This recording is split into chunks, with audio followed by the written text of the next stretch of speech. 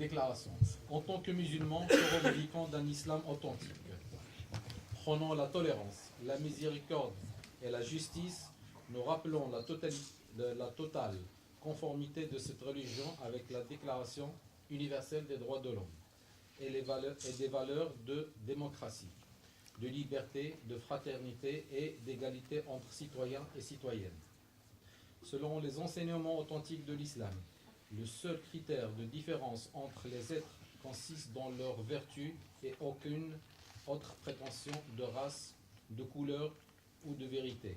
Le Coran précise: Ô peuple, nous vous avons créé d'un homme et d'une femme, et nous vous avons fait de vous des nations que vous vous entreconnaissiez. Le plus nombreux d'entre vous auprès d'Allah est le plus vertueux. Sourate 49, verset 13. Par conséquent, les êtres humains sont tous libres et égaux. Priver quelqu'un de son droit à la vie et à sa liberté est contraire au véritable précepte de l'islam. L'extrémisme au nom de l'islam, tant dans sa version chiite, incarnée par la dictature du guide suprême en Iran, et que sa version sunnite mixte, mise en pratique par Daesh, est contraire à l'islam et les extrémistes sont des ennemis des musulmans et de l'humanité entière. Leur instrumentalisation de l'islam pour réprimer leur population et étendre la violence et le terrorisme est étrangère au noble enseignement de l'islam.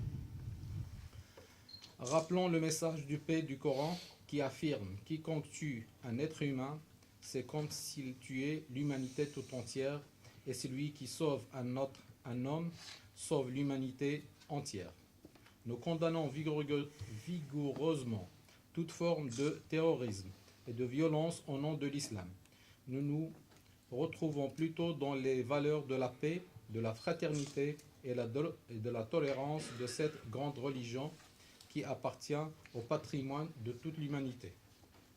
Nous sommes particulièrement sensibles au combat des musulmans démocrates dans le monde qui sont persécutés au nom de l'islam à cause de leurs convictions d'humanisme en faveur de la liberté, la laïcité et les droits fondamentaux de l'homme.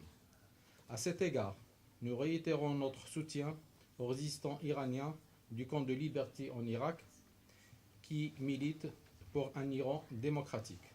En s'appuyant sur ce verset du Coran qui affirme qu'il n'y a pas de contrainte dans la religion, nous accueillons favorablement le communisme et le dialogue avec toutes les autres religions sur le principe de la liberté de pensée et de l'amitié entre les peuples.